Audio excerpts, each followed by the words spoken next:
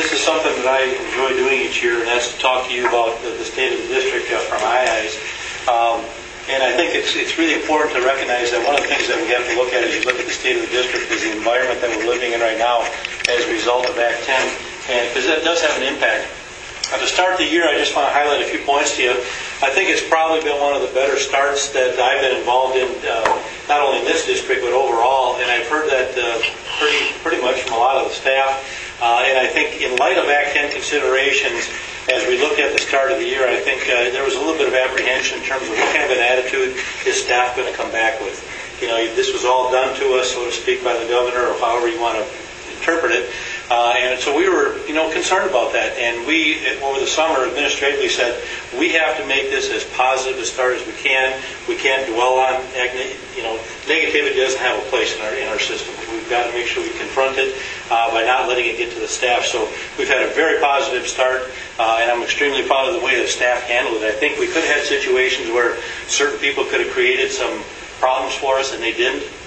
And for whatever reason that happened, I don't know, but I think to start this year, it's been very, very positive. The other thing, a couple things I would say is that we were really ready for the start of this year. That's not to say that we weren't before, but I think our technology guys, our custodians, all those peripheral people who have to do things, along with all the staff development that went on during the course of the summer, we came into this year really sort of guns a-blazing. The whole literacy movement that Wendy's reviewed with you, is a big deal, and there's a lot taking place with that, and a lot of input and reliability on our staff to make that work is in place. And so I'm very pleased with that, and I think as a board member, those kinds of things I hope are things you communicate to some of your colleagues as you're out there. A very major focus for us this year is collaboration with staff.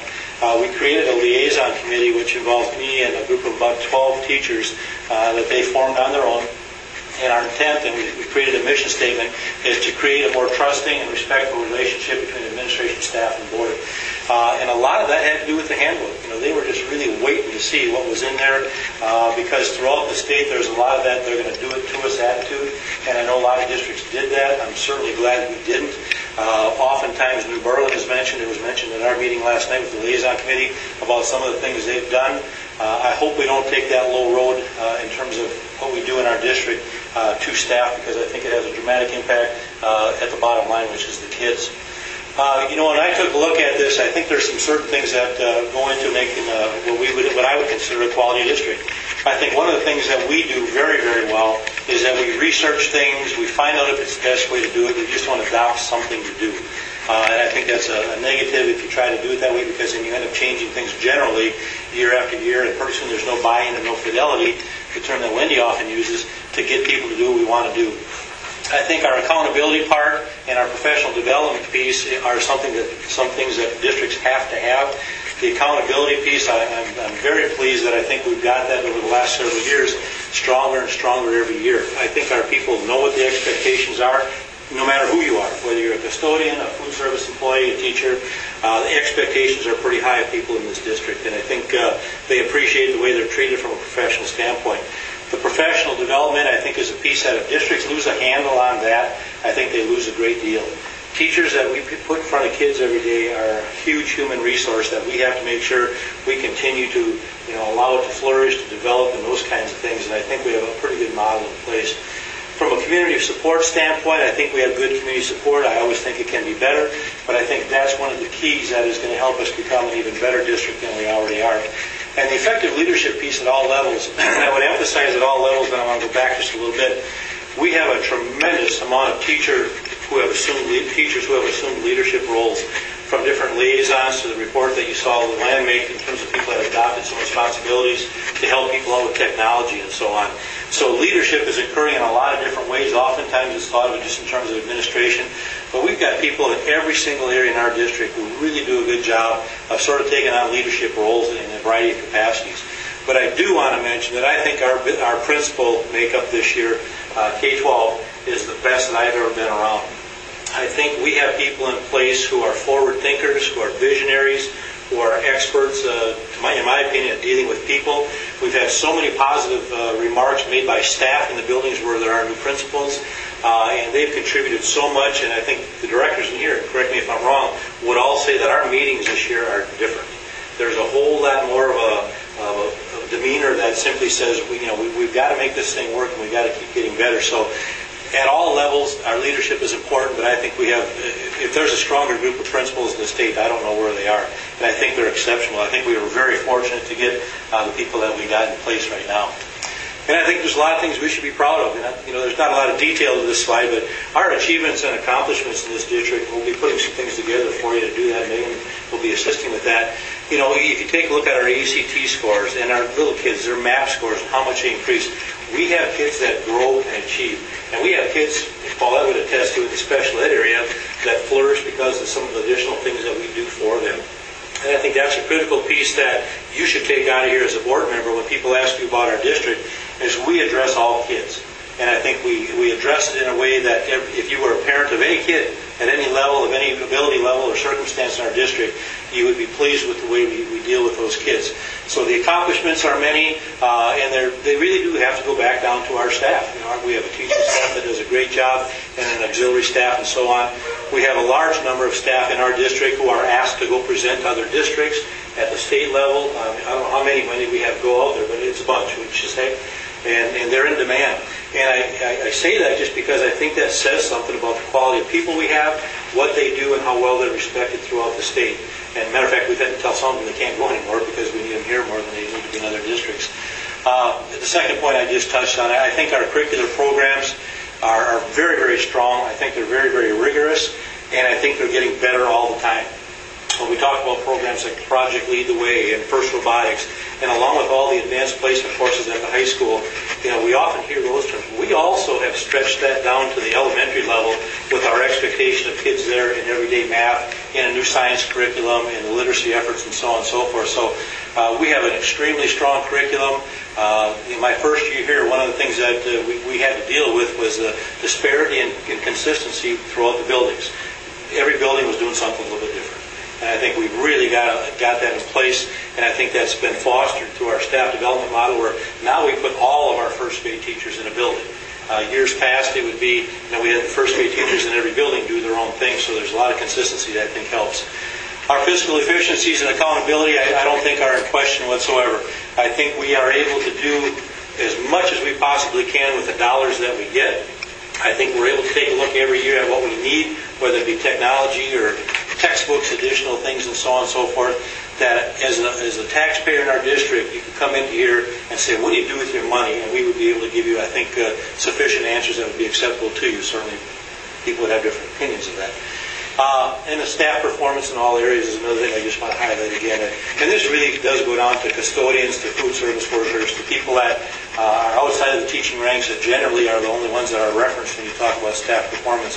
We have got good people in this district. Our human resource is a capital investment, I think, that we need to continue to invest in. As I mentioned, we do get statewide recognition, and I think we're recognized more and more as being a very progressive district. You might recall at the last board meeting, we briefly mentioned that we were contacted by the DPI to be one of a very few number of schools who might be selected for a federal grant to talk about some of the things we do from programming, and we would be selected based on what we've done already, and some of the things that Sue Hansen has done in math and so on. And then we would be representative of a model that would be used throughout the United States for people to come and see, how do we do business? How do we teach kids? What's our staff development? Whatever it might be. So that's still in the works. Along with the Teacher Evaluation Consortium, I think that'll be a big piece for a lot of things we talk about with the handbook and the budget and so on. But also just in terms of how we do business throughout the district, I think it's going to be an asset for us.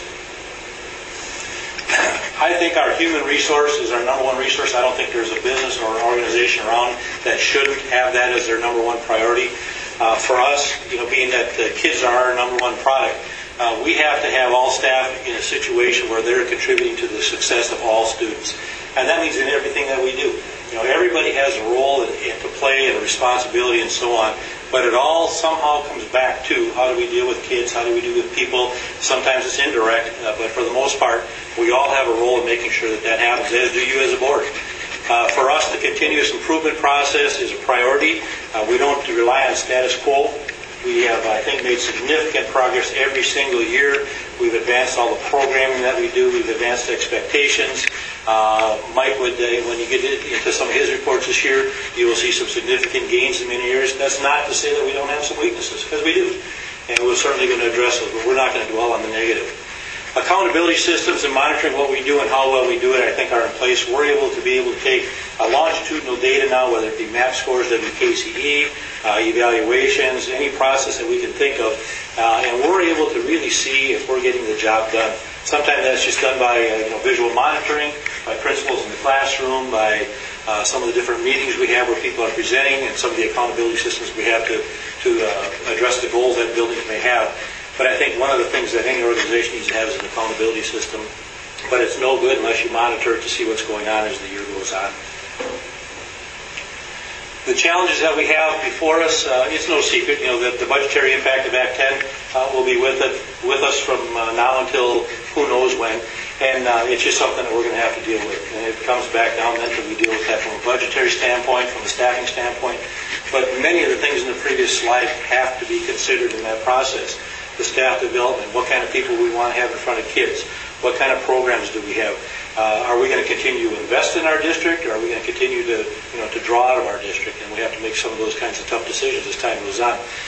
District facilities and student enrollment growth go hand in hand. If we need different, new, remodel, whatever the situation might be, we got to do it. It's an expectation that the next generation, or whoever it might be over a period of time, has to have a handle on, and part of that is taking a look at our student enrollment growth and figuring out what does the trend look like for that. And sometimes those are very misleading, sometimes they can be very helpful, but it's something we'll have to keep our eyes on. I think a real big factor for us in terms of challenges is to make sure that we continue to offer high-level programs in appropriate areas that challenge kids so that they are prepared, not only when they walk out of high school, but they have to come out of elementary prepared. They have to come out of middle school prepared. Just this morning on the news, the governor was talking about, he has a big push going on for the tech ed area. And I think and I've said this every year in this room, we have a tremendous amount of kids who are not four-year degree kids, but are phenomenal with their hands and doing things and have an aptitude to fix, repair, build, whatever it might be. And we have to be conscious of that. There are a lot of people that look at tech ed, well, that's not a four-year thing, or that's for the kids that don't want to do anything else, or there's where we shove the kids who, we have problems with. That's an integral part. And in the news this morning, it talked about there are jobs available now through manufacturing that can't be filled. There's not enough people in the workforce to be able to do that. And part of that responsibility falls on us as a K-12 environment. And the technology needs will always be there, both instructionally and infrastructure. We've got to try to keep up with that as best we can. It's a cost issue every single year, and we really have to try to take a look at our efficiencies there, our needs. Just the ability to bring your own device back into school is going to be an asset for us, because now we don't have to buy everything. But we have to look at that. Is that the best program that we want, or the best way to do it? So there's things that we have to do. And again, reemphasizing the importance of high-impact professional development. If we were to if we were to have a situation where we said budgetarily we're going to cut out all the staff development, I think we would see a decrease in so many areas in terms of student performance, of programming rigor, and those kinds of things. And that's really a key area that I think we have to keep a handle on. The things that we offer in the district in terms of Franklin credit courses and so on and so forth, and many of it would be addressed in our handbook in terms of what are we going to pay for advanced degrees or credits or whatever. So it has a place, but it has a high priority and a high value as well. Continued interest that I think we still have to look at 4-year-old kindergarten. We are the only district in the area that I'm aware of that doesn't have it. We get calls a lot on that, and I think we have to explore it for a lot of good reasons. And I know there are people that have their reasons to be opposed to it, but I think we have to explore it and lay exactly what the intent of that program is supposed to be. Land acquisition, we put that out there every year. And I think that just means that we as a board and administration and as a district are responsible enough to look 20 years down the road and say what might be. With a Ryan Intercept, if that goes through and there's developments or whatever it might be, will that have an impact on student growth, student enrollment, and so on? And if it does, are we going to need places for new buildings, new schools, whatever it might be? And right now it's very limited in terms of the availability of having land that's out there that would be of interest to us. Things like, and this was just an example to put in, like Project Lead the Way, expanding that into the middle school and putting more rigor into that, having course developments be more attributable to making sure the Project Lead the Way is developed in a real concrete, sequential, rigorous manner so that our kids that are involved in those programs really walk out with a quality experience. And then the enrollment projection planning is certainly one that we always have to be mindful of because it affects so much. Planning, facilities, curriculum, budget in a big way in many, many areas. And I think the other thing that we have to be able to walk out of here with is there's a lot of reason for optimism. If I'm a resident of Franklin, if I'm a school board member, I want to be walking out here feeling pretty good about my district, and I think you should. I think you should be, we all have issues, but I think you better be able to walk out of here saying, we've got a damn good school district because we do. And I think we can prove it. That's the best part. And I think it goes back to the people we have here. I think we have an outstanding workforce, from the teachers to the custodians. As I said, it's everybody. And I do think it takes a joint effort to make that happen. And, if we find a kink in the armor, we've got to fix it. But I think as long as we pay attention and invest in our human resource in this district, it's going to be an asset for us for a long time to come. Talked about the first one or the second one in terms of not just doing something for the sake of doing it.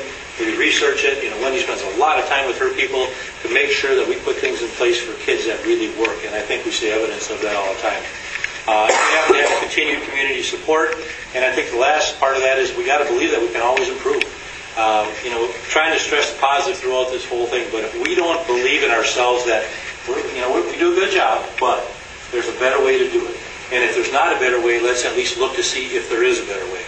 I just don't think you rest on your laurels and say because we've got high test scores or whatever it might be, that it'll always be that way, because it won't. And as soon as you fall into that belief system that we're good enough, then I think it comes back to haunt you, and it takes years to repair that over time. Lastly, I don't think our work is ever done, but I'm very, very proud of the people that we have in this district in terms of the work that they do, the quality of the work, how much it is. Not enough people see all the work. For example, when teachers show up early in the morning, late at night, over the summer. Same thing with our administrators are tremendously committed to what we do. And I think that the other part of that is I don't think our commitments can be abandoned. If we're going to say we're going to be a high quality and a high performing school district, then we got to commit to that. And we got to make the tough decisions, and we got to say we have to make this happen. And there are different versions in terms of what those commitments could be, certainly, but they have to at least be talked about. And the last thing, again, addresses the human resource, and that is the people that make the difference in this district. And as it was mentioned at a board member, so what kind of talking points would I have as a community member to walk out and talk to a person who met me in the grocery store? I hope you've got something that you can answer on that, but I don't think there's anybody that would say, in our area at least, that Franklin doesn't have not only a good school district, but a school district that's getting better all the time. I know we've got one superintendent in the area who's real nervous about us getting better than they are, and I like to see that. But that's not, our point isn't ego. Our point is that we got to do what's good for Franklin kids, for the community that's here, and part of that goes into a whole community concept. If you're a retired person in our district, you need to know that we have a good school system because it affects you in some of the simplest ways in terms of the value of your property. People are going to want to live here. They're going to want to move here. They're not going to always want to move out. This is a good place to be. And I think those are the kinds of things that we have to think of. But I don't think there's any group of people, whether it's the seniors or whatever, that we should be avoiding or not considering that they have an impact on what we do. So I hope you look at it similarly. If you don't, I'd like to have you tell me what you think we can do a little bit better. But I think we should be very proud of our school district. Some of you have kids here and you get reports on they don't like this, they don't like that. But look at the bigger picture of what's going on. And I would be the first to say that we have a lot of areas that we need to work on. We got to get better. But I think for the most part, from where we stand right today as a district, I think we've got our future is wide open ahead of us. I think we've got people that can make that future happen. And then I think it's up to all of us, including you as a board, to at what level are we going to make that happen? And I think the proof will be in the pudding. So that's all I have for where I think we stand right now as a school.